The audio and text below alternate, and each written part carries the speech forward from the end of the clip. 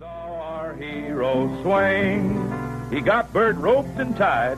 He scrubbed Bert's dirty hide, and he cleaned up the bathtub ring. Take a bath with Mr. Bubble and give Dirty Bert a lot of trouble. Mission Log, a Roddenberry Star Trek podcast.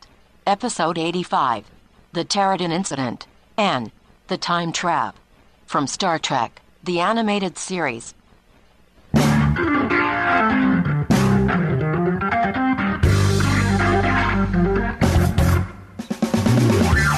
Time for another episode of Mission Log, the Roddenberry Star Trek podcast. I'm Ken Ray, played this week by Nichelle Nichols. And I'm John Champion, played this week by James Doohan. But John, you sound exactly like John. Because James Doohan was that good. The man could do any voice. Well, Nichelle Nichols would have been a shoo-in for the Mary Tyler Moore cartoon. I gotta stop that now. Please. Ow. I think I might have heard something, actually. This week, for everybody wondering what we're doing this week, no, we're not doing bad Nichelle Nichols imitations. Well, no more, I don't think. This week, the Terratin Incident and the Time Trap. And if you're watching along with us on Netflix, you kind of got hosed this week. It says that the ambergris or ambergris or whatever, it says that one, the ambergris element, is next. But it's not. Except now it is. So, right. You know. That will be next week. So you're actually now ahead, except for the part where you didn't watch the Time Trap, which we're doing in the second half of the show. So pause it in the middle, either before or after the commercial, and then watch it and come back, and we'll have a blast, maybe. And if you're still confused by that, you can always write to Ken directly and ask him to explain it in an email. You can contact us in many ways, Facebook, Skype, and Twitter. In all three places, the handle is Mission Log Pod. You can call us at 323-522-5641. And you can email us, missionlog@roddenberry.com. Remember, we may use your comments on an upcoming episode of Mission Log. Yeah, and don't write to me about my Nichelle Nichols imitation either, because it's a bad one. It was. It's just terrible. There are two people on Star Trek, I think, and maybe they were just spoiled by James Doohan, right? Because he does so many different kinds of voices, and maybe it's because he's always doing a fake voice. Yeah, you know, like I actually found out, and maybe I shouldn't say this out loud. I actually found out that I can disguise my handwriting really well because I still know how to write in cursive, but I don't. I write in all caps. So if I want to fool somebody, I just write something in cursive and they have no idea who it's from, right? Wow. This is sort of the James Doohan school of voice acting. He was doing Scotty, for so long that the second he says, I'm going to go out and get a coffee, everybody's like, wait a minute, what? And, he can do a different accent and then do it a little bit louder, and then do it a little bit more quiet. And there's three voices right there. George Takei, on the other hand, had one voice. And he can do that one voice loud, or he can do that one voice quiet. And Nichelle Nichols had two voices. She can do, Nichelle Nichols, or she can do a falsetto. Right, that's it. But you sound in good voice today, sir. Why don't you prove that by hitting us with a little bit of Star Trek trivia? I can't wait. This week I'm going to talk a little bit about Gene Roddenberry. I did a little research and found out that he received a consultant fee of about $2,500 per episode. Now, adjusted for inflation today. Oh my God. Yeah. Wow. Yeah. Adjusted nice work for inflation, if you can get it. That's $13,000 a day. I wouldn't turn that down, but it's a bit of a pay cut if you're working in TV, for sure. Well, I'm sorry. Hold on one second, though. Okay. Really? Yeah. Because half the time these were scripts that had been written. I mean, yes, they had to be rewritten for the cartoon because they were shorter, but half the time these were at least story ideas, if not scripts, that had been written for a season of Star Trek that never happened. Right. If I could find a pile of stuff in my office and hand it to people for $2,500 each, I'd be all right. Yeah, that sounds like a good deal. It does a little bit, especially because I could maybe squeeze Iddick back into the cartoon a couple more times. And then, right. Suddenly I'm back in banking business, pal. Well, it's worth pointing out that, one of the things that held up getting this show approved and everything, we'd mentioned this a little bit before, was that he wanted creative control, and he was very specific about wanting this to be a serious take on Star Trek and aimed toward adults. And he was proud of the idea that he got to have a level of creative control and sort of pull this away from Paramount through all of his efforts to do that, his negotiations with Filmation. And there's a great line where Gene was quoted as saying, "I just didn't want space cadets running all over the Enterprise saying things like, 'Golly gee whiz, Captain Kirk,' like Archie and Jughead go to the moon." Right. So, and I thought they mostly achieved that. They really have. You and I have been impressed so far at how they do deal with some adult themes in this show. Now, the reviews overall were good, and it seems like journalists who were writing about the show got it. They got it that Gene Roddenberry at least was going after something that was adult, and that maybe even this show was misplaced on a Saturday morning. LA Times and Washington Post both gave very positive reviews when Star Trek: The Animated Series premiered, but they wondered what it was doing on Saturday mornings. Cecil Smith from the LA Times suggested that NBC move the show to prime time, but he lamented that NBC never got it when it came to Star Trek. So here are two Star Treks getting killed by their own time slot in two different decades. Kind of bizarre. I'm trying to remember, has there been...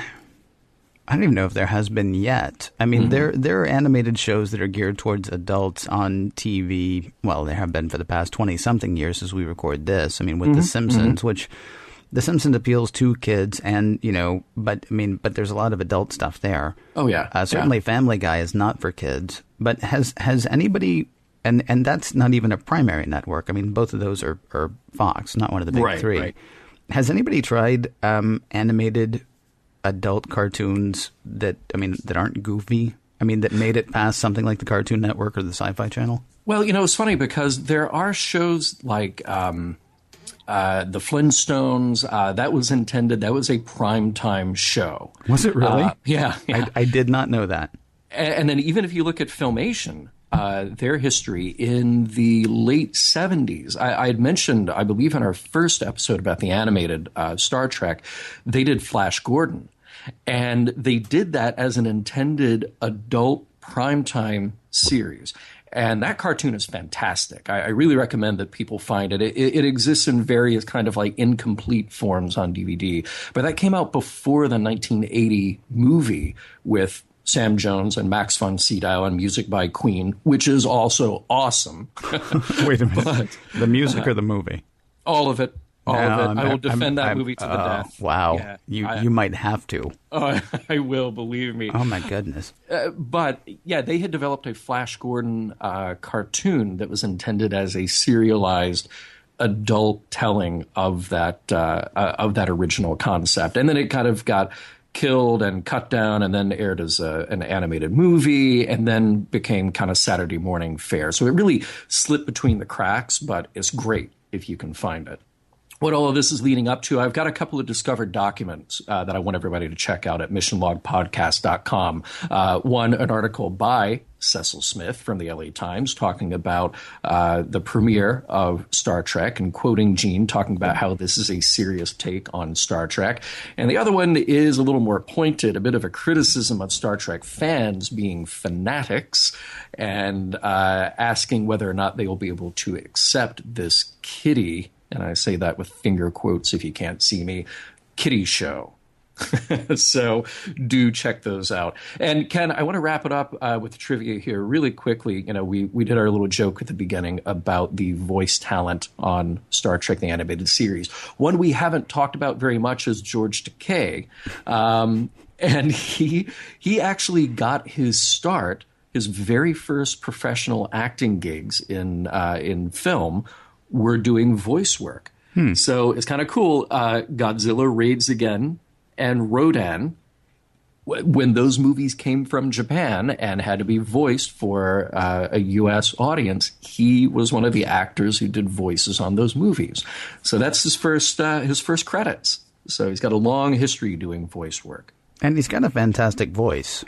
Oh, he sure does. And that voice has been used, I think, more and more now than he was certainly given credit for in the 60s and 70s.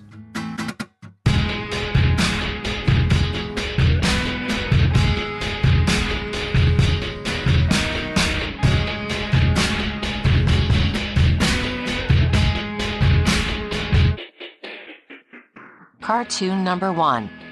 The Terratin Incident.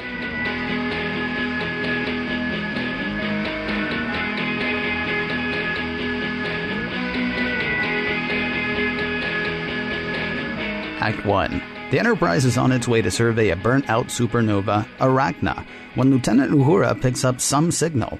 Seems random, but it's coming from a place that's never produced a radio signal before. After a little listening, Spock says it's not random. Whoever is sending it is using a form of communication that's not been used in 200 years. 2 times they send out one word, Terratin, then nothing. Plus, Terratin doesn't mean anything, so double nothing. Still, Kirk decides to leave off surveying Arachna to investigate. As they near the planet, Spock says it's Class M, volcanic, with a mostly crystal surface. Kirk had figured that the transmission couldn't be random, though now he thinks they were probably just the result of surface crystals combined with the volcanic activity. They'll go into orbit anyway, though. As they're about to, Spock picks up some sort of faint pulse passing through the ship. He suggests they delay entering orbit, but no department has felt any effect of the pulse, and Kirk decides to take up standard orbit anyway. If Spock were the type to say, "I told you so," he'd have a great chance to do so in about 10 seconds. No sooner has the captain decided to put the ship in orbit than a great beam engulfs the Enterprise. Everybody glows for a bit, then the beam stops, and everybody seems to be fine. Not so much the ship's engines, though. All of the dilithium crystals have broken up. Or down. Wound into something sort of spiral-formed. Engineering is trying to work on repairs, but suddenly the tools are too big, as are the dishes in the dining area, and the chairs on the bridge. Either this ship and everything on it are expanding, or everybody's shrinking. Kirk orders the Enterprise out of orbit as we head to commercial. Act 2.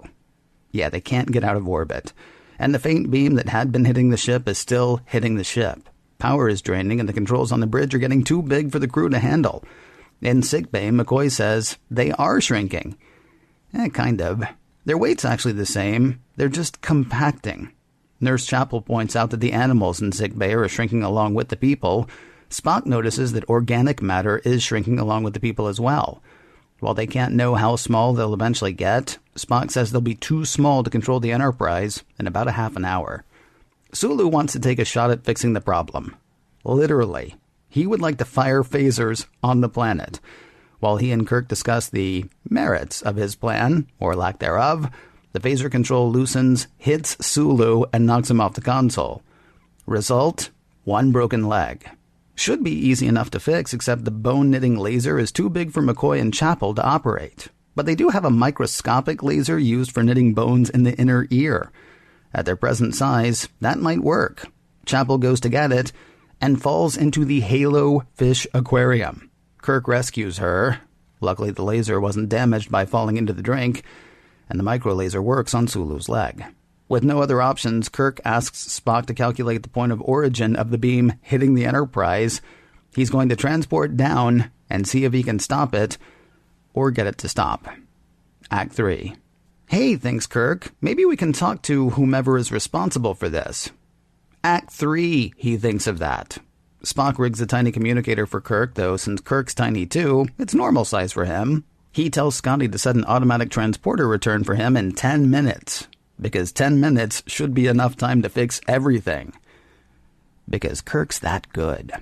On the planet, the captain has been returned to full size. Just by transporting down. He makes contact with his now teeny-tiny communicator. Spock says the wave bombardment has stopped hitting the ship, and Kirk thinks he knows why. He can't tell them why, though, because his teeny-tiny communicator is dropped and covered in lava. Yeah, remember the volcanic eruptions? They're getting worse, and it looks like they might destroy... What's that? A tiny... Oh, time's up. The 10-minute auto-return beams Kirk out just as he was approaching what appeared to be a miniature city.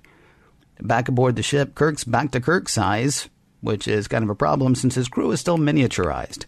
Wee little Scotty tells Kirk that everyone is fine except for the bridge crew. They are gone, beamed away by someone, somewhere. Kirk calls down to the tiny city below. Send back my crew, or I will destroy you. To prove he can do it, Kirk destroys a crystal formation very close to the city. That got their attention. The Mendant of the city of Terratin calls Kirk, "You cannot destroy us." I will say, though, sorry about any damage we did. Oh, and we have dilithium crystals, so we can have you up and running again. And we tried to tell you that our city was about to be destroyed, but you didn't hear us, so we had to use our invasion defense to reach you. Oh, and here's your bridge crew. Want to talk to them? Sulu and Arix say everything is fine. Spock explains that these are the descendants of a lost Earth colony. They had named the planet Terra and numbered it 10. Get it? The spiroid waves native to the planet shrank their ancestors. It's been tough for the tiny people of Terratin. They had to build a whole new action figure-sized civilization, but they did it, asking no help from outsiders. But they could really use some help right now. Kirk says he can't do anything to help them by himself. First, he wants to beam up his bridge crew and have them bring some dilithium crystals, will ya? They beam back, and back to Enterprise size. Kirk orders the rest of his little crew people to the transporter. He'll beam them down and beam them back up normal-sized. Then Kirk beams up the Terratin city, which stays Terratin-sized. Next stop, their new planet. The Mendant names them all honorary Terratins. The end. Ken, I wanted to mention that this show was written by Paul Schneider, he who wrote The Squire of Gothos and Balance of Terror from the original series. The story idea was basically Gene's. He said, hey, why don't you do Gulliver's Travels? Yeah, we did. You know what we need? We need a cash register sound effect. I know. Every time you do that. Do this. Cha-ching, that's it. Yeah. More money, more Star Trek. Hey, we learned something cool from this episode, that their uniforms are made out of algae-based xenolon. Mm-hmm. I thought that was really cool, and now I expect that everyone who does a Star Trek costume at a convention, if they're going to be totally accurate, they have to go invent that algae-based xenolon and make the uniforms out of that. You know what I thought was really uncool? What? Yeah, the Enterprise is actually a fairly dirty, unkempt place. Yeah. Because very true. So they're really small, right? And they can't get the electric eye to work for the elevator, which I don't think they call it an elevator. What do they call it? Turbo lift. Turbo lift. Yeah. Yeah, they can't get it to work for the turbo lift, and so Kirk finds a toothpick. It looks like maybe on the floor, and then that's tall enough. He waves that in front of the electric eye. Yeah. One wonders maybe, too, if they shouldn't go back to... Remember the pressure things that they used to have for automatic doors, like in the 70s and 80s? Oh, of course. Yeah. Maybe go back to that, because, they still weighed as much as they weighed. Right? Yeah. Because they still had all the atoms. It was just the space between the atoms, which makes me think eventually, had this whole thing not been reversed, that you would have had just 200, how many people were on the Enterprise? 400 something. 430-ish. Okay, yeah. So 430 black holes at some point, right? Yeah, right. Because they're all just going to compress and compress and compress. Either that or 430 shining diamonds in the sky. I don't know. One of the two. I got a question as well. Yeah.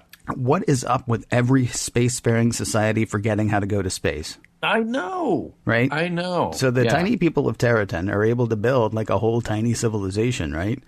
Doesn't even occur to them to leave the planet. And now it's like, volcanoes everywhere, we're going to die.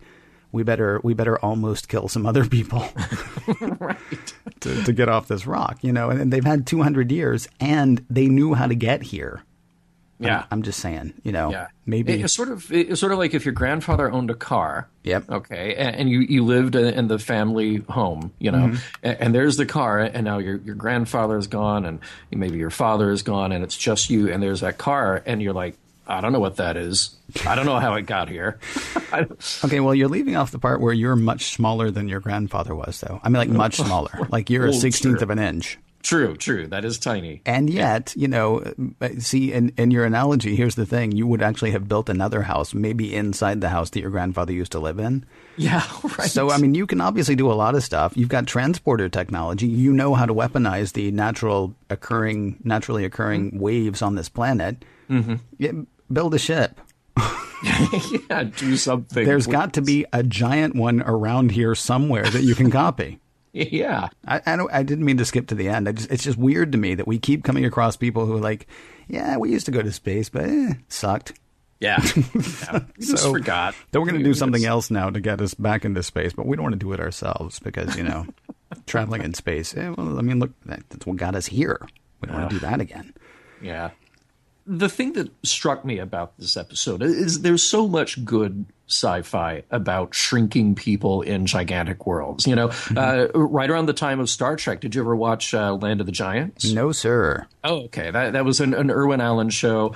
Lost in Space, Voyage to the Bottom of the Sea, Time Tunnel. Land of the Giants was the other great Irwin Allen show at the time. Of course, you have the movies, Incredible Shrinking Man, Incredible Shrinking Woman, Fantastic Voyage. Flash forward a couple of decades, you got Honey, I Shrunk the Kids. So it's this theme, this trope that shows up. And I just kept kind of asking myself, is this like an untapped megalophobia? Yes, I looked that up. I was trying to figure out what that is. Fear of really huge things at play here. And I wondered why it is a recurring theme. Maybe just thinking about how you have kind of a built-in drama of power imbalance, that and the fun of forcing a character to change their perspective. But then we have to talk about Gulliver's Travels. And I kind of left it out of that group of movies because it's the opposite effect. You send the human to Lilliput where everything is much tinier than he was. In this, which I think is a very clever spin, you shrink our heroes, our cast, down to that tiny Lilliputian size. But Gulliver's Travels, and I can see why maybe this was stuck in Roddenberry's head and why he would pass along this idea, because that did what Star Trek did.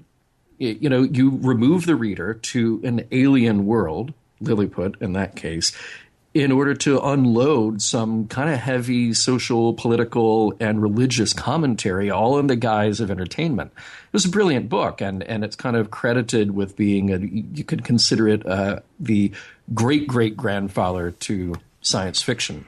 Is it too early for me to ask? I mean, that's what Gulliver's Travels did. Would you say that this episode did that, or do you want to just leave that question hanging there and answer it in a bit? Let's leave that hanging there. Okay. And let's come back to it. Yeah. Because right. I think it's an interesting thing to ask about this episode. What do they actually accomplish in this episode? I got to say really quickly, you went deep before. I thought we were still going to goof. Can I do 2 more goofs and then we'll go? We got goofs. We got plenty of goofs. All right. Well, I mean, gossamer mice and halo fish in sickbay. Yes. So this was a thing, and I don't remember if I mentioned it in the recap or not. I guess I did. That I don't know if I did or not. The animals are shrinking, same as the people. Right. Unbeknownst to us, apparently every episode of Star Trek has been tested on animals. Yes. Now, I have to say, I actually do test every episode of Mission Log on animals. Oh, good. Yeah. Your dog. I play it for my dog, right? He listens. And if he doesn't die, then I'm like, all right, well, I guess it's going to be fine for everybody else, too. So, good plan. Fingers crossed when we get to Star Trek 5. Yeah, right. Yeah, and what else? You had another goof? Well, I mean, I know McCoy is not always the best doctor, and I'm not just being Spock here.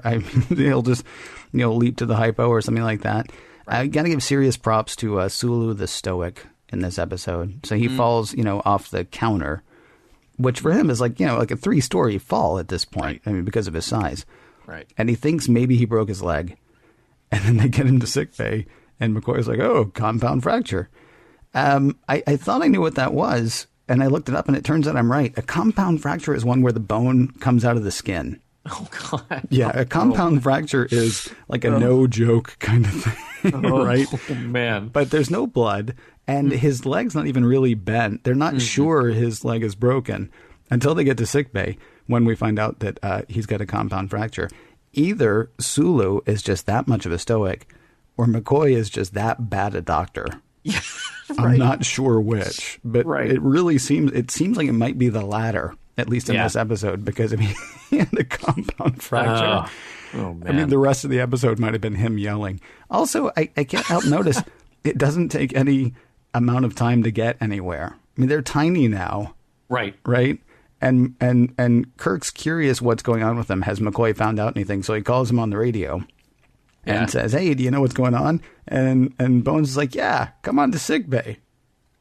And I was surprised that Kirk wasn't like, "Yeah, okay, I'll be there in a week." There's a whole lot of "come here," you know. It's like, you know, because I can actually talk to you right here, and it's going to take me time, more than normal.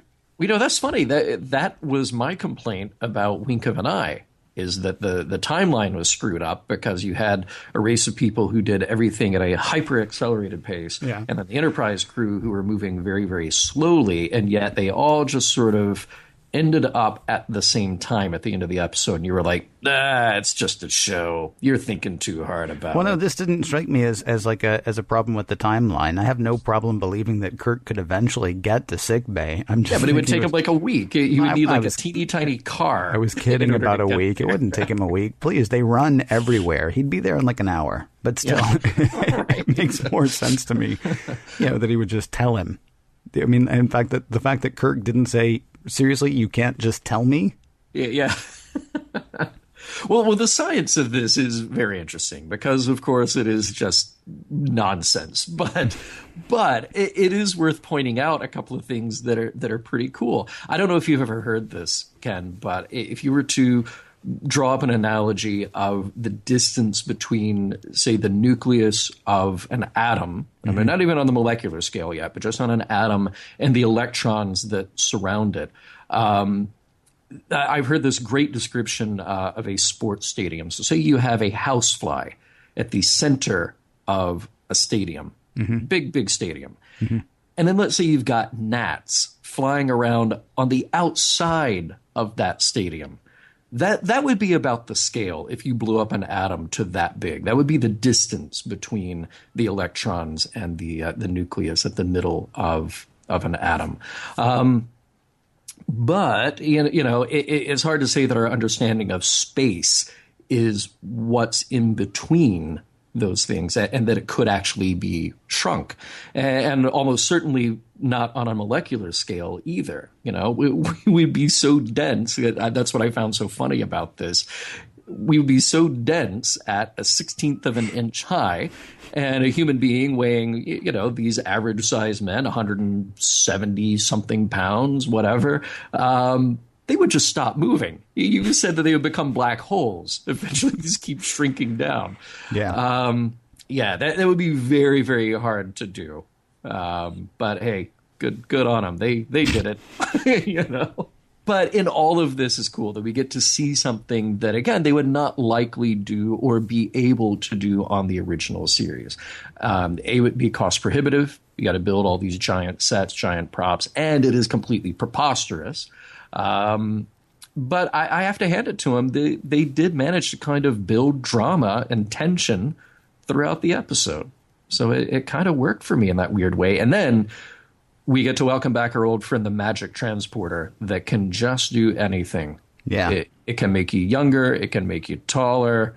It's like something from a hymn. It can conquer death. Yeah. I mean, because I was actually thinking about that. They use that now as such a cure-all that really, if Kirk ever takes one to the gut, or something like that, they really just put him in the transporter and then beam him back up. You just set whatever failsafe to make sure. I mean, basically, it's sort of like the revert to saved. Right. And in the Mac operating system, just like, I screwed up this entire document. Good thing I can just go back 20 minutes, right? Yeah, don't worry. Just launch Time Machine, find which version of Kirk you want to restore. Exactly. And you're back. That is exactly. Yes. I mean, why we're not just doing that? Why we're not just producing. Yeah. There's a friend of mine and I used to discuss all the time, and it was inspired. And I think we can go ahead and talk about this now. Forgive me for breaking the timeline, but I think we can talk about this idea now. It was inspired by Thomas Riker. Suddenly you've got two Rikers running around because there was a problem with the transporter, and I had not seen all the I hadn't seen any of the cartoons at the time, so I didn't realize that this was just a thing that we do. Why we're not just producing Kirks and Spocks? And who knows, maybe we are. There may be a secret part of the Federation that's like, okay, so who's our best science officer? Okay, well, give me 5 of him. Right. I mean, there may be like whole clone ships. That's my retconning for the day. I mean, because we're just doing that constantly now. If anything happens, don't worry about it. As long as we can rig the transporter, we're set. Well, when we learned that, let's talk about what else we learned in this episode, Ken. Well, I mean, there's I think, to me anyway, one of the biggest things that leaped out was ignore science at your peril. Science officer picks up a barely perceptible wave, but being the science officer, he's like, hey, maybe we should hold on and investigate this. And everybody else is like, no, it seems fine. Right? I mean, that's pretty much it. He's picking up something and everybody's like, well, I don't feel anything. Oh, okay. Yeah. Well, stay out in the sun then, you jerk. Yeah. Don't worry about it. You're right. You don't need sunscreen. Or, don't worry about it. Oh, wait. So you're not smelling the gas that I'm telling you that you're breathing in right now? Well, then you must be fine. Yeah. It's like Spock's like, let's hang back for a second. And everybody's like, you're dumb. It's sort of like every adventure on Star Trek begins with walking that very narrow tightrope between careful observation and study and then just totally blind, idiotic jumping in where you don't belong. Yeah, I'm there, and that's exactly where we were this time. So they all nearly died because they didn't listen to Mr. Science. They listened to Mr. Gut. Yeah, right. I mentioned earlier Gulliver's Travels, and we wanted to come back to the heady, important things going on there. And, the theme of the incredible shrinking man is sort of apparent here, too, as power is taken away from our hero, or in this story, our multiple heroes. They have to become more thoughtful. They have to become more brave in doing what they do. Everything is a bigger challenge, and they have to sort of step up to the plate. That's what happens in Incredible Shrinking Man. You go with the Gulliver's Travel themes, and it's where you start to sort of put the audience in an uncomfortable place. They have to look at the world with a new perception, a new perspective. And I think Uhura sort of spells it out here. She actually says, we have to change our perception in order to find common ground. We didn't understand what they were saying to us. We have to really be able to communicate before we can accomplish anything.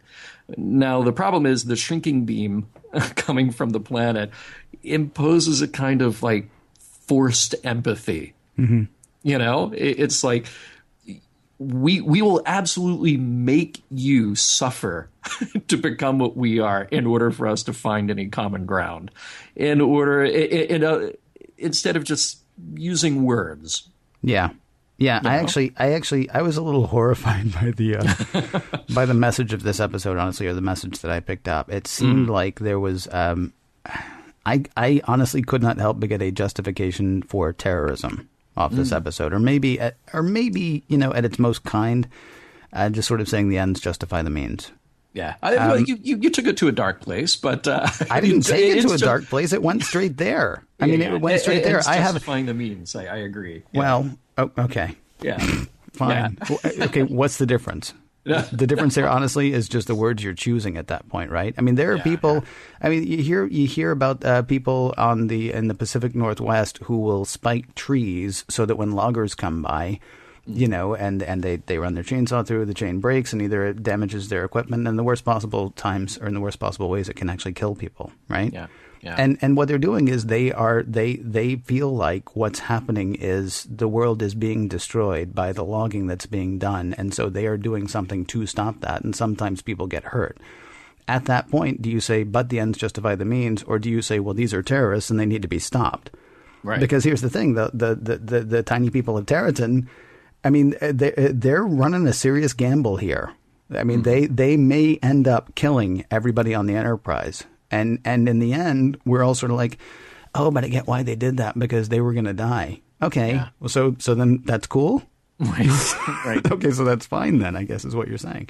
What's weird is it is fine. I mean, today, as far as a lot of people are concerned, there are things, as you and I speak, that are being done by, people governments, what have you, that we look at and we go, oh, that seems terrible. And there are other people that go, yeah, but think what would happen if we didn't. I know. And this can be everything from, surveillance to extraordinary rendition to, any number of things. And yeah, I can hear you clacking away at your keyboards. I don't care. I know this is an unpopular idea, but that seems to sort of be, whether it's an intended message or not here. That was what I picked up, that it's like, well, if things are bad enough, go ahead and do something really bad because that might make everything okay, which is not an overly Kirk idea, at least not a season 1, season 2 Kirk idea. But it seemed to be what ended up being okay by the end of this episode. No, you're talking about a fanatical mindset that says that regardless of the rules generally accepted by society, my passion, the most important issue to me supersedes that. Well, therefore, I can enact whatever I want to do, whether it's killing somebody for a medical practice, and I know I'm stepping into very dangerous territory here, or where you're talking about on a governmental scale. That we have the right to do that because we don't believe strongly enough what somebody else believes, or we believe more strongly than what somebody else believes. And where you might go ahead and cut the Terratins some slack is the fact that they were going to die. Yeah. Right. But then the problem is people who take that to another extreme feel like they're going to die too. Right. They feel like, again, taking it to the Pacific Northwest, they feel like we are destroying the planet. There are lots of people who feel that way. And so they're going to go ahead and do that. And even if somebody else dies, well, okay, but you were going to kill us all, so that makes this all right. There are any number of activities that happen that way that the people who are perpetrating them think they're going to die. And maybe that's the difference. Maybe that's what makes it okay. The Terratins actually are going to die. But, so there have been plenty of times where people thought they were going to die and did something and ended up going to jail because, it turns out they weren't going to die. As far as anybody knows, or even if they were going to die, the ends don't justify the means. Well, and maybe the Terratins didn't have a good rational and moral argument amongst themselves about what to do, because if it came down to it, and they said, we have all of these options to save ourselves, but if we enact this other option, we may end up killing somebody else. And then they have to decide, well, then that's not who we are. Then that's not what we will do. We will exhaust every other opportunity to save ourselves. But when it gets to the point that we might kill innocents, then we won't do it. Right. They didn't debate that.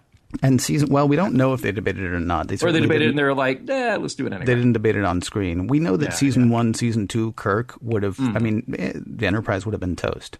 Yeah. That's what they would have done. He would not have risked somebody else's life to do that.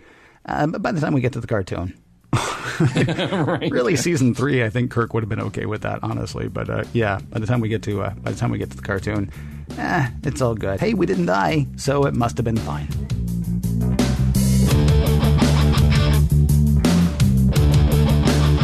Grab another bowl of cereal, boys and girls, but come right back. There's more mission log ahead, right after this.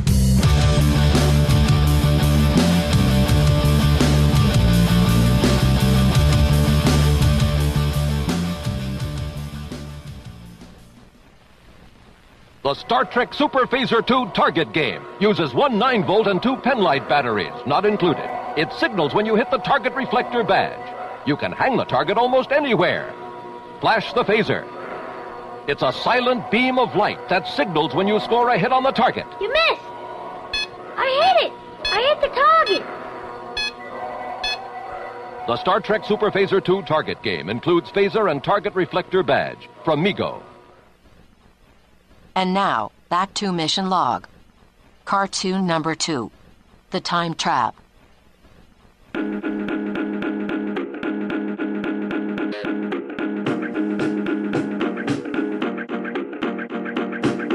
Act 1. There's an area of space known as the Delta Triangle where hundreds of ships have simply vanished over the years, so naturally, the Enterprise is sent there to find out why. Before you know it, the Klingons show up, and instead of just saying hello, they start firing. The Enterprise fires back, and their enemy disappears. Not vaporized by phaser fire, it just vanishes. More Klingon ships approach, and Kirk thinks it looks like a trap. He plans to head right for the spot where the first ship disappeared, but he wants all communications transmitted back to Starfleet just in case. Commander Kuri gives chase to the Enterprise, accusing Kirk of destroying the Klothos. Kirk takes his ship straight to, well, we're not sure where. The Enterprise just disappears, and instruments stop working. They have no idea where they are. But where they are is very interesting. There are ships of all types, from all places and eras, just hanging out. It's the other side of the Delta Triangle. So this is where all those ships went. Among all the ghost ships, who should appear but the first Klingon ship, Klothos, waiting patiently. When it emerges and opens fire, something strange happens. The phasers from either end just don't connect. They kind of stop. Then something even weirder happens. Captain Kirk, in a flash of light, just disappears from the bridge. Act 2.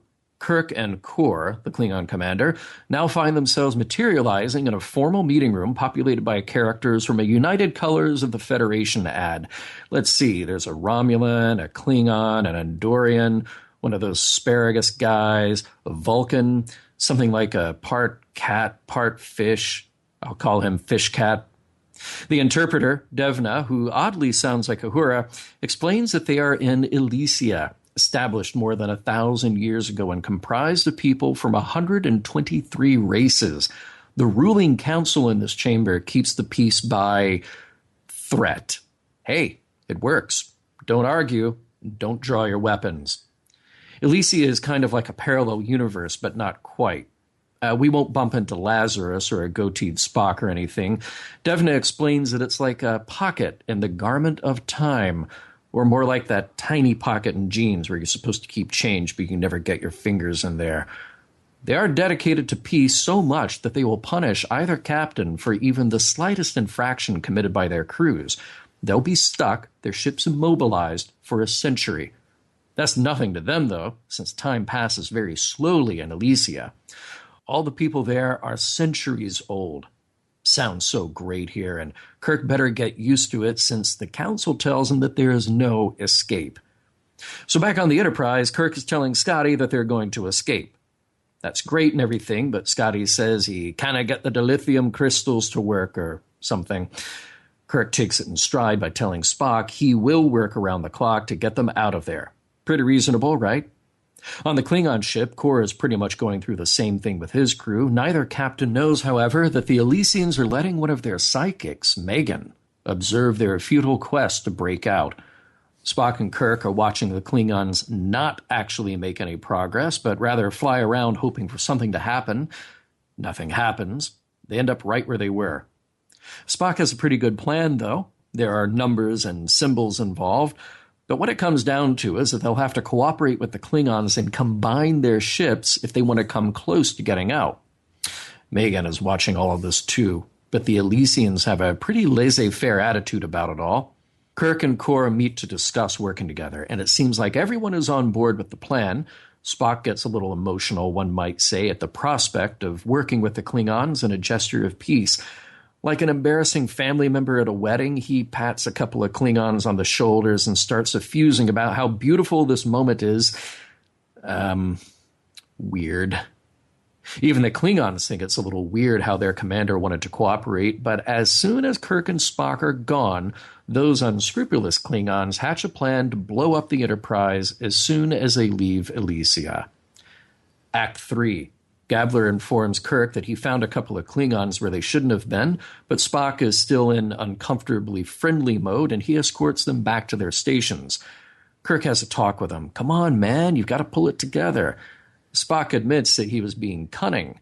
He was secretly doing a bit of a mind meld with the Klingons to determine their true motives, and yes, they're planning to sabotage the Enterprise. What? Kirk is so shocked he can't even pronounce sabotage, even though Spock just said it. Kirk orders more security. The Klingons have a tiny capsule they'll plant on board at a mixer tonight.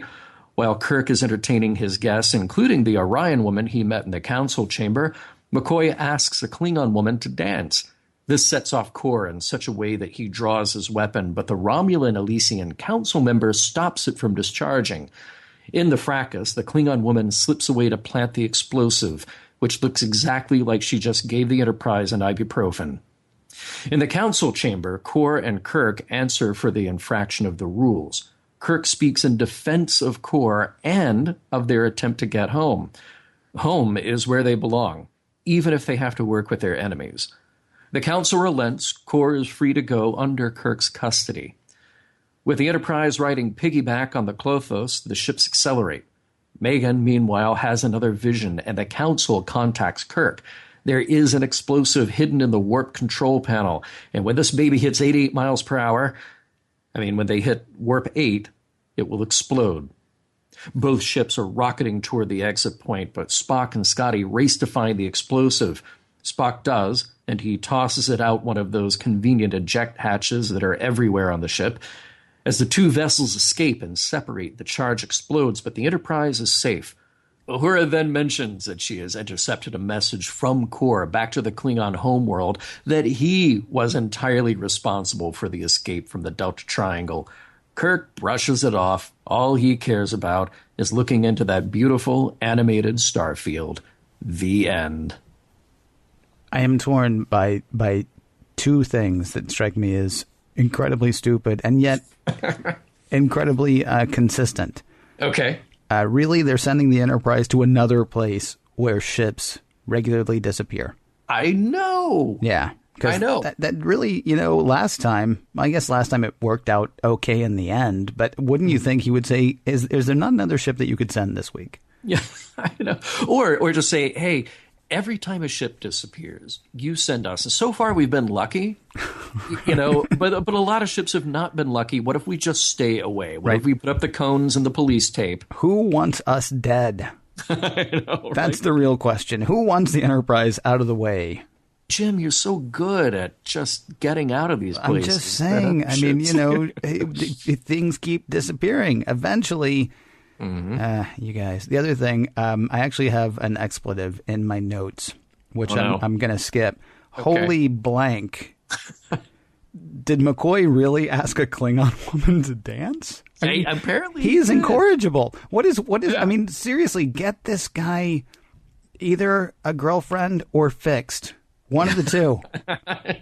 Because it's nuts how when his libido is turned on, and in fairness, most of the time it's not. But when it is, it's like he goes through Pon farr every 5th episode or something. Right. Right. Reason flies completely out the window, and he's just like, yeah, you know what I like? You. Yeah. Yeah. I don't care if you're Klingon.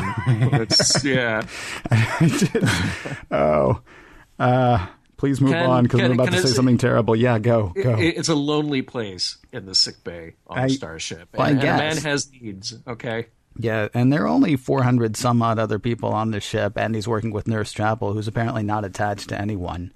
Right, but she only has eyes for Spock. Yeah, well, and her fiancé. Right, well, yeah. Not anymore, we forgot of course, him. yeah. We didn't know about him before. We forgot about him the following week. Yep. But yeah, my point is she's, both female and human. Right. Maybe he could practice his conversation skills with her. Hey, this episode was written by Joyce Perry. She just has a handful of acting credits and a handful of writing credits, including a couple of episodes of Land of the Lost, a show where Walter Koenig also has a writing credit. Really? That was interesting. Yeah. I did not know that. Yeah, very shortly after Star Trek, of course, it was being made right around the same time. Sure. So, also I'd like to point out that Delta Triangle is redundant. It's also repetitive. Again.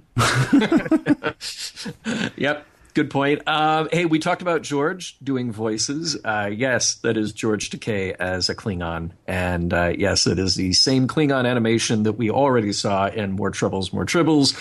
So, good use there. More Tribbles, More Troubles. Oh, God. Yeah, whatever. Yeah. I even wrote it down correctly. But... I know, it's right here. That's how I knew for sure I got it right. There's speaking of the animation with the Klingons, there's one of the Klingons is a really fast mover, but he's up and down and all over the place, and we don't know why exactly. Because Kor's he's like sitting there with his guy, and it's just bad animation. That's basically what I'm saying. He's sitting there with his guy, and his guy's like, so what's the deal with you working with the Enterprise? And we get a close-up of Kor Yeah. But apparently you still want to make it clear that his guy is still in the room, but we can't take a wide shot. I guess maybe there wasn't room for the camera. So instead they do a small one of him sort of standing behind Corp, and then we cut back to the two of them, and it's a 2-shot of them sitting there again. Right. It's kind of crazy. The animation. We've talked a little bit about the quality of the animation. Yeah. Did you notice the funny bit where Kirk has the line, "I'll talk to him, Bones. That's all I can do," and Kirk's lips are not moving at all. I did not notice that. Just still shot. No, but it seems like I actually saw one the other day. Well, anyway, yeah, animation's bad. It's funny. We'll mention it once every episode, probably. Right. Speaking of voices, James Doohan, of course, did Kor, and originally that was John Colicos from the original series. But we get a cavalcade of characters voiced by Nichelle Nichols. Yes, we do. It's the opening of our show. Yeah. Hey, speaking of the Klingons, as we were, did you notice that the Klingon symbols were upside down? See, I was trying to figure out if the Klingon symbols were upside down or if our camera was. If we just had if we had an odd angle. Now they're not wearing their symbols on their tunics. But in the ship, on their ski vests. Yeah, right. But in the ship, there are a couple of places where you see the symbol on the wall, because that's what you do. You just put your logo everywhere when you do room decoration. Yep. But it's upside down. I did not notice that on the wall. I noticed it on the table, but that's where I thought that maybe we were, just an odd angle to the table. Right. Please, they can't even keep a guy sitting in a chair. You expect Filmation to know which end is up with the Klingon? I'm sorry, I asked too much. I should know my limits. Well. So first things first, Ken, Bermuda Triangle is not the Bermuda Triangle or the Delta Triangle in this case. But to me, it is just so cool to think of a ship graveyard. Like, have you seen those photos out in, New Mexico in the desert where all these planes are just left to rot? Seen the photos. I passed by it. No. Really? I've driven across the country a few times. The planes are not left there to rot. The planes are actually there because there's no humidity. And but you can't use those planes anymore. I was under the impression that they were keeping them there for a reason, though. Maybe to go get the aluminum again one day. Maybe. I don't know. Yeah. Either way, though, I've driven past it a few times. I don't remember where it is, but I've driven across the country a few times, and my route has taken me past that at least a couple of times because it's very weird. You're not near much of anything, but there's a jet. Yeah, right. Just in no position to get up and fly, certainly. But but there it is. Just right. It's sort of like a scene from Close Encounters of the Third Kind. Yeah. But it's just so neat looking. And we meet the USS Bonaventure, supposedly the first ship to have warp drive. We'll see how that plays out in the continuity later. Yeah. Let's not talk to them, by the way. No, not at all. They even say, we could probably go talk to their ancestors. Yeah, but we're in a hurry to leave. Right. Hey, that ship might have parts for a warp engine or, Right. Or people who want to go back to the Federation. I know. Any number of things. Although, they'd be dressed weird because, they've been here for a long time. Yeah. I'm curious why all the ships just stay right there. Yeah, I kept thinking that maybe this Elysian area is just very, very narrow. Maybe they have to be. I guess. Yeah. I don't know. It struck me as kind of odd because I assume if it's a pocket universe, it's a universe. Mm-hmm. Right? Well, but she said it wasn't quite like that. Well, she said it wasn't a parallel universe. She said it was a pocket universe. Yeah. So I don't know. It struck me as odd that they all stuck around. But maybe maybe there's absolutely nothing else there. I mean, it's kind of interesting that they would. Well, I know you seem bothered. And I don't blame you. You seem bothered that, they have this sort of enforced peace thing. Well, yeah. I mean, so maybe they stay there because the vastness of space, despite the fact that they were all spacefaring societies, maybe the vastness of this pocket universe, or maybe the darkness of the pocket universe, or the fact that there's nothing there, maybe it's sort of, knowing that you were completely cut off from everything that you ever knew before, then makes you cling to other people that might have been your enemy otherwise. Well, I found all of that very interesting, but, here's the thing. Like, Kirk says, wow, you have a nearly perfect society. Look at you, 123 races, about 9 of which we meet in the council chamber, But I'm thinking, like, this is the Federation. You know, it's essentially you get a bunch of disparate races together, and they have this Federation. Kirk's like, wow, I can't believe you did this. Well, Kirk, you come from this thing that is the Federation, where you have spaceships and you have people from different races working and living together, supposedly for peace, presumably with the goal of peace always in mind. But then their version of peace is, well, we have peace, but we will punish you very swiftly and severely. I believe those are the two words, you know? And I was thinking, no, life on the outside seems better still, you know?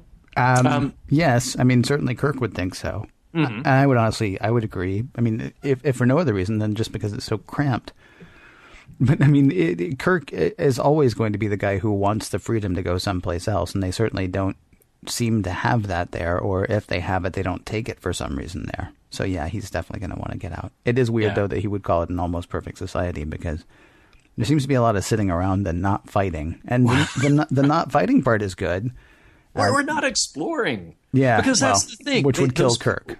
Wait, but they've just been there. Right. They just hang out and they're like, you're going to try, and we'll let you have your little attempt to try to get out, but you're not going to get out. Yeah. How is it that none of them ever thought of like tying their ships together though? I know. Well, here's the thing. When this episode ended and the Enterprise flew off and the Klingons were like, they got away. All I wanted was to cut back to the council chamber. Dead silence. Dead silence. And one guy just goes, yeah, well, they made it. How did we not think of that? Do you think we could do a formula like that? Because that would be great. Did anybody copy down what he wrote? And then it's just total chaos, just fighting. The rules are off. Right. To go to the council, the first thing we do when we get out of here, I'm going to punch that fish cat. Right. First thing. First thing. I'm tired of that guy and his gills looking at me for the last 1,000 years. So there's a Gorn, which was kind of neat to see. I have a question about one of the alien races that we see there. Great, by the way, to see the Felosian. Fantastic to see the Felosian there. Why does the green Orion woman want to go back to Orion? I know. This is one of the first times that we've ever heard anybody from Orion, a green woman from Orion, referred to as an Orion woman. Right. Usually it's Orion's slave girl. Right. Yeah. And she's like, if only I could see Orion again. Yeah. See it. Yeah. Do you have any pictures of Orion on you? Well, and I love the line. I love when she asked Kirk. She's like, so you've seen the dance before? He's like, yeah. Oh, yeah, I've seen it before. Yep. You do it pretty well. You're not bad. Although it points to them for not trying to animate the dance. Oh, yeah. Yeah, just the finishing flourish there, because if they had tried that would have, What did you think about that last line, Kirk? Which last line? The last line, I guess. The very, very last line. Yeah. Uhura and Bones have kind of chided Kirk. We're like, come on, the Klingons are getting away with it. They've taken all the credit. And he says, that doesn't matter. That's what matters. Yeah. You see the starfield. Well, I mean, he's on. And they're like, do you want to specify? No, he's on the move. Come on, we know it matters. He's not stuck in that pocket universe with all those pocket people doing all those stupid sitting around. Right? He gets to leave. I thought there was sort of an okay lesson in that. I mean, Cord takes full credit for the escape of both the Kothos and the Enterprise from the pocket universe. This offends Uhura, but Kirk says it really doesn't matter. And, they got out, so that's the part that matters, which is kind of a great lesson in the perfect universe of the future. Or maybe it's an easy lesson for Kirk since he's already a starship captain. So, what does he need with the glory? He's already got the fame, or vice versa. Right. I mean, he's on his way to becoming admiral. Maybe someday. We don't know. Maybe. That just seems like a next logical step. I mean, they can't say for sure. I mean, it's a really great thing to say. Yeah, going for the glory, going for the credit. That's not what it's about. It's just about doing your best, which is excellent if you want to stay, mid-level manager for the rest of your life. It struck me, and I love the idea of that. I really love the idea of that. Yeah. But the whole hiding your light under a bushel kind of thing. I mean, I love that Kirk is that guy, but I mean, it's easy to be that guy when you're Kirk. Right. when you've gotten lucky a lot. Right. Had it been Gobbler, maybe, who came up with the idea. And then, Kirk's like, well, I had a good idea there, didn't I? I would want Gobbler to go, I'm a Newton beta, and say, I think it might not have been your idea. It might have been, somebody else's idea. Mm-hmm. But it was stupid for Uhura to think that the Klingon was going to go to the Klingon to go, hey, guess what? I totally worked with James Kirk and we got out together because we're not pals. What? No. Right. Who? Exactly. The lesson here, the central theme is you've got to cooperate to survive, even if it's with your enemy. You have to find common ground, except if you're Spock, you should be totally suspicious and try to secretly figure out their plans. Right. Yeah. Absolutely. That's totally the lesson here is we can all work together except that we can't. Right. I mean, we can, but, not really. Well, let's extrapolate. Okay, let's take that idea and push it out to Elysia, because the thing that I found funny is the underlying concept. These 123 races, man, they work together, they live together because they have to. Right. But it's almost implied, it is assumed that they will not get along. Therefore, they have to have incredibly severe law and punishment. Yeah, there's almost a mutually assured destruction thing going on with the pocket universe. Mm-hmm. I mean, the idea that if anybody fights, then they're all fighting. That's it. Yeah, there's a lot of walking on eggshells, and I fear that it keeps them, like that attitude somehow is keeping them from even making that attempt again to get out, to work together, to actually go beyond Elysia. Yeah. Like, that's making them stagnant. I really do want to. I want to go back in and edit in just that one that you were talking about, just the last picture of the council where they're all just sitting there looking at the screen. Yeah. So thanks, Sirius. Yeah. Good job, buddy. Hey, was there kind of a weird Prime Directive thing going on in the Pocket Universe as well, though? Devna, I believe it was her name, the Orion woman, wants Sirius to put a stop to the Enterprise Kathos combo, from trying to escape because she thinks they're all going to die in the process. But Sirius says it's not against the law, thus he cannot interfere. Even though he thinks they're going to die too. Is this like a Prime Directive thing, or is this just Sirius being a jerk? Well, that's a really good question. I guess I'll give them the benefit of the doubt. Okay. That they've been there long enough. They've seen enough people come in. And they're all happy to just kind of stay out of it. It is an extreme version of the Prime Directive, maybe, just to say, okay, you have the right to try. You also have the right to fail. Mm-hmm. And if that failing means that you'll die, we'll warn you. They got told a million times. They kept saying, like, we've tried it. You're not going to succeed, but we won't stop you. I think that's fair. Okay. I really do. Yeah. I don't think it's unfair. I was just trying to figure it out. I mean, is it like, well, we can't kill you, right? But we will let you kill yourself, no problem. I mean, it's one of two things. It's either, well, they got to learn on their own, so we'll go ahead and let them do that, or it's, they've been here for like 20 minutes and already they're trouble. Yeah, right. I'm not sure which one it was.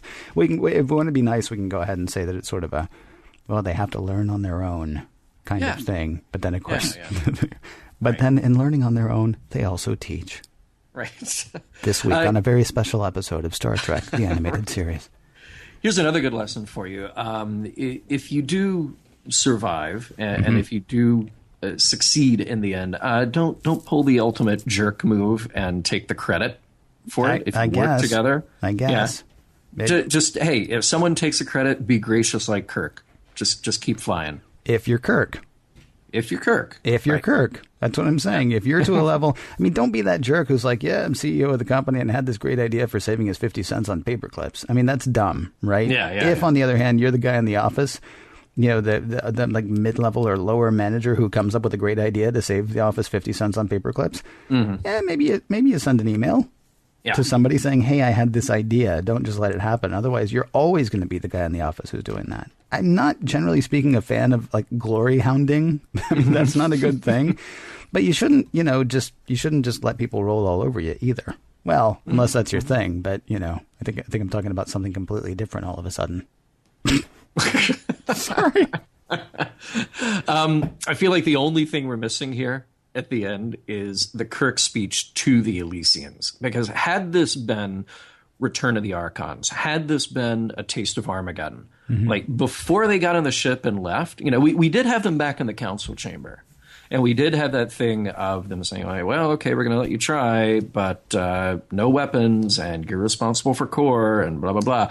I feel like we're missing the impassioned Kirk speech to say, you got to get out there and try. You got to work together, and we're going to do this, and we may not succeed, but you got to keep trying. But we missed that.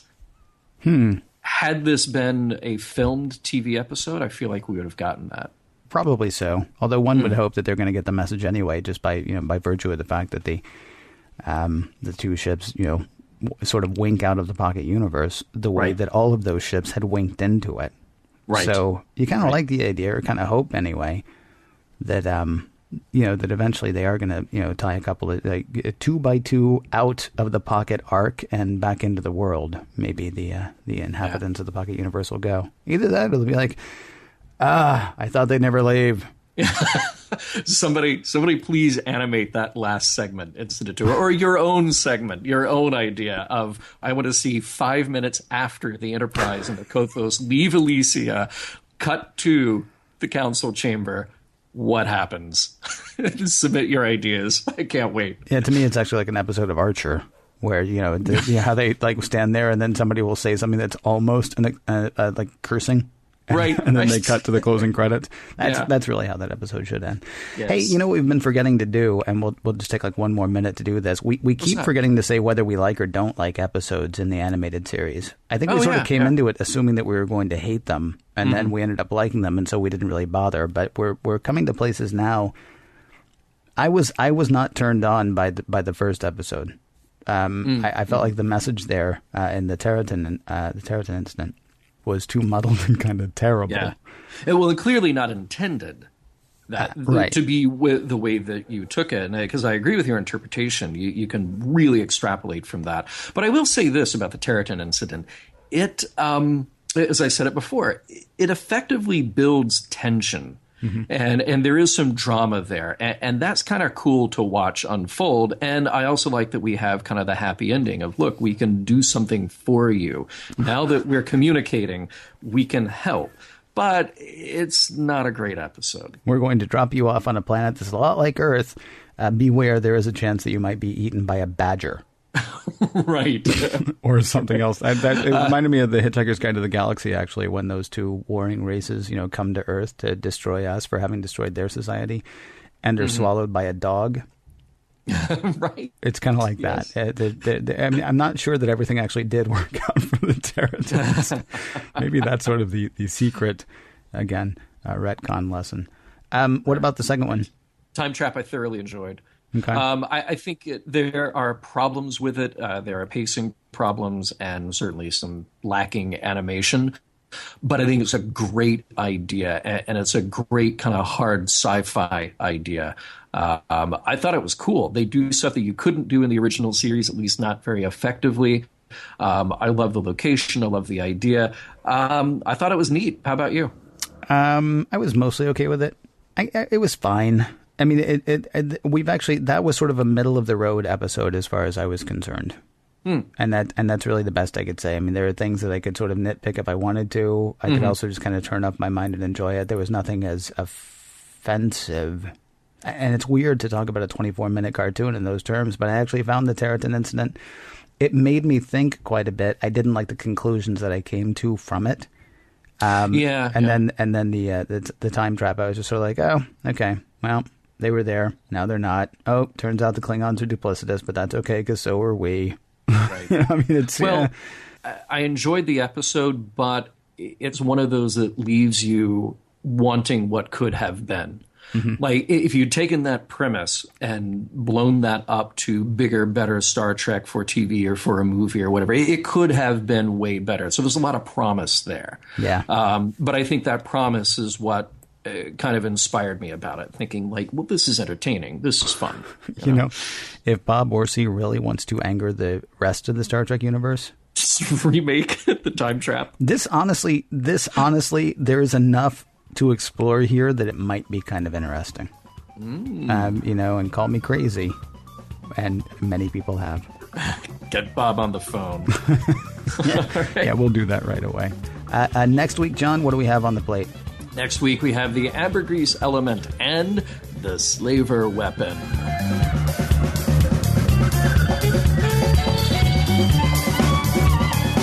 Music for Mission Log provided by Big Organ Trio.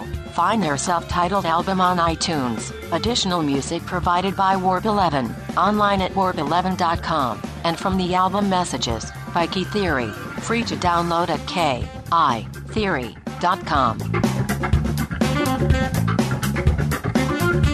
Can you believe we are over halfway through the animated series? We'll be making fun of pastel leisure suit Starfleet uniforms before you know it. And transmission.